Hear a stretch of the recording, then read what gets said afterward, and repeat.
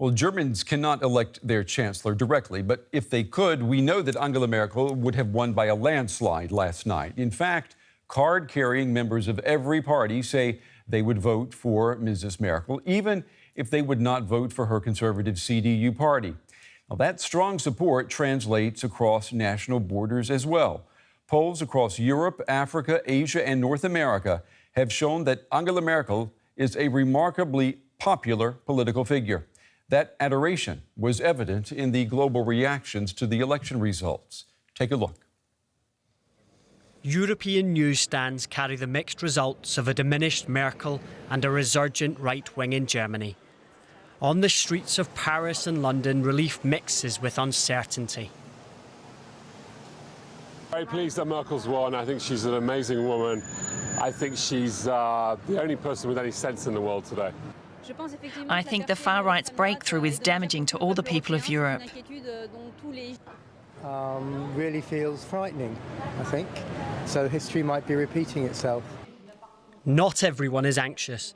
France's far-right ally of the Alternative for Germany party, Marine Le Pen among them. Their presence is beneficial, and we'll continue to work on building the Europe that we want to have. That is, a Europe of nations, a Europe of liberties, and that's not a Europe blocked by the demands of the European Union. French President Emmanuel Macron is at the centre of the European project. He said he had phoned to congratulate Merkel and looked forward to further cooperation. In Israel, the AfD's sudden arrival in the Bundestag forced the government to speak out. I can say that I hope that the German people learn carefully the history of Germany and remember the Holocaust and all the, I will say, reason that led to this tragedy in the history. In Moscow's corridors of power, leading politicians told DW News that German voters were punishing the Chancellor for her tough stance on Russia. I want to point out that the results of the German election show us that German society is interested in restoring normal relations with Russia. I hope that the signal will be heard by the federal government, including by the new foreign minister.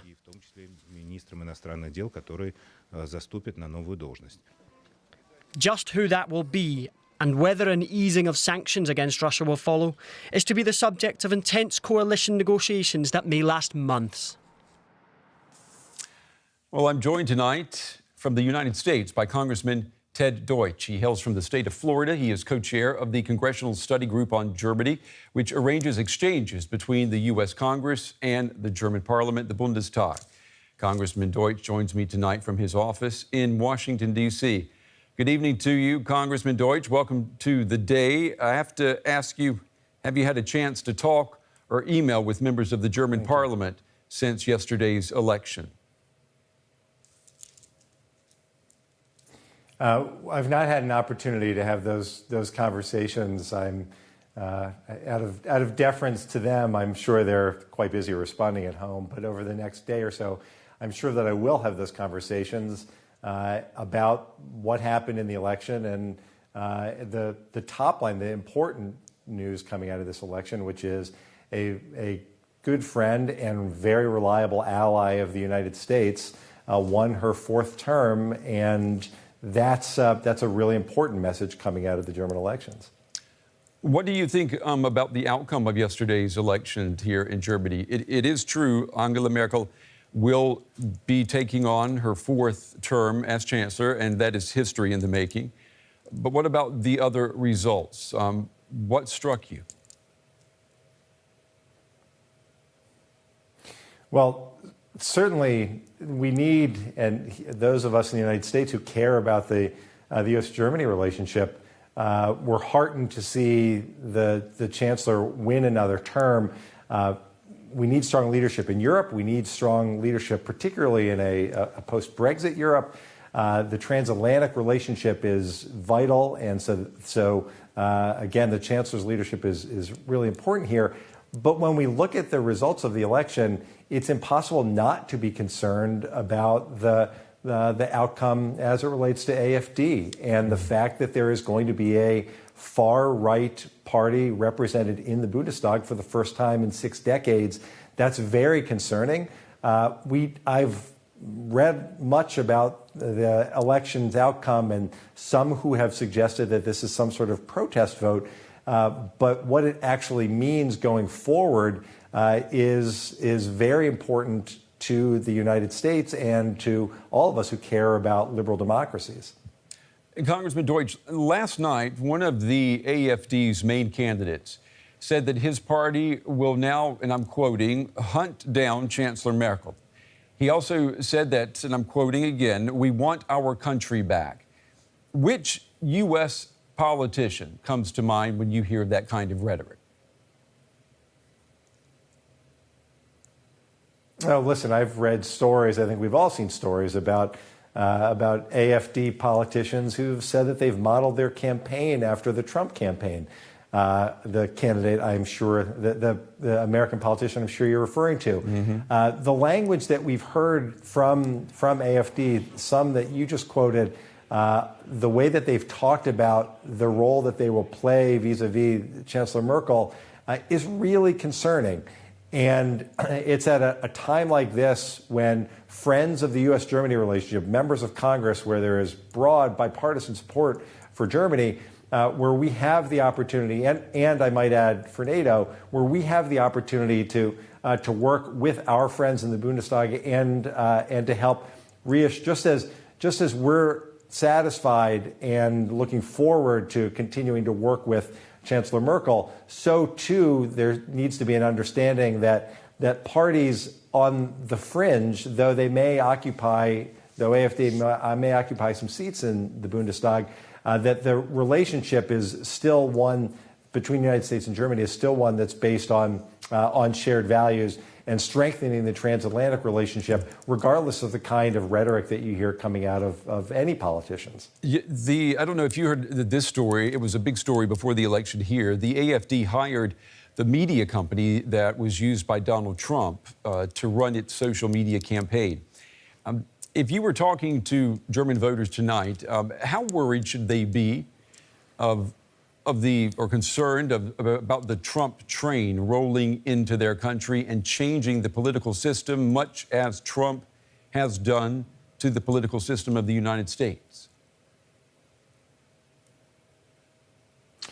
Well, I would remind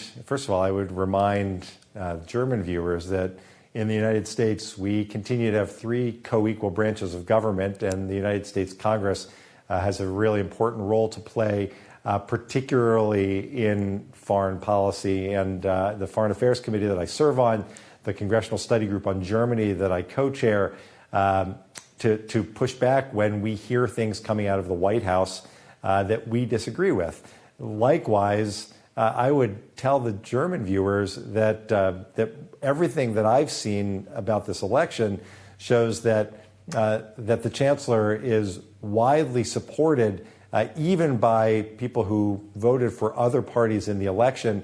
My hope is that she'll be able to form a government relatively quickly, and that the views of the far right, though they will now be represented in the Bundestag, will continue to be views on the fringe.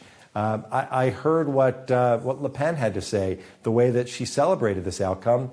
I think that there are more people, the vast majority of people, who continue to see far right-wing views as views on the fringe, and we need to continue to work together to strengthen the relationship. And in Germany's case, for the Chancellor to put together a strong government that will be able to move forward and strengthen the transatlantic relationship and stand up in Europe right now at this moment when liberal democracies are being challenged in some parts of Europe. Congressman, you're known there in Congress and across the U.S. for your stand on protecting the climate, fighting global warming. The AFD is a party with members who are now going to be members of the parliament who are climate change deniers. Now, they will feel right at home if they get to meet the U.S. president, won't they? Well, listen, the president, when it comes to climate change and the environment, of the many things that President Trump has done that I've expressed my objection to, withdrawing American leadership from the Paris Accords is one of the worst, certainly as it relates to our environment.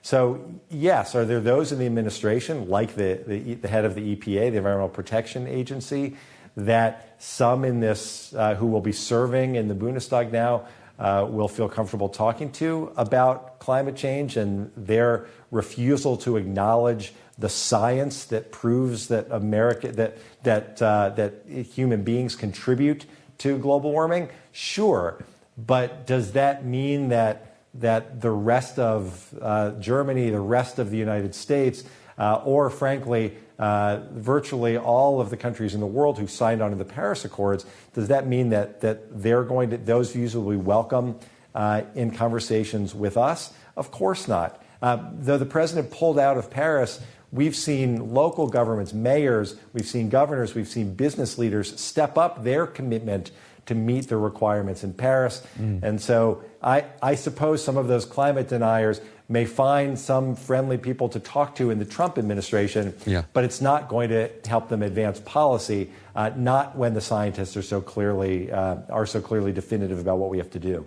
Congressman, we've got about 1 minute left. Let me ask you, when the new German government is in place and it's time for another exchange with members of parliament, will members of the AfD also be invited to visit the US Congress? I mean, what happens then?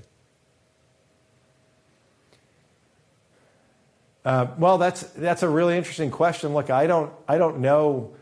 We have to see what the Bundestag looks like, and frankly, the kinds of things that are being said. When I visited Dresden relatively recently, and we had conversations about AfD, that was a stronghold, I know, for them. Right. And much of what I heard is very concerning. So I think that we're going to have to wait to see how this plays out, and how extreme the views are. But I have real concerns going forward, no doubt. Congressman Ted Deutch from Florida joining us tonight from his office in Washington, D.C. Congressman, thank you very much. We appreciate you taking the time to be on the day. Thank you.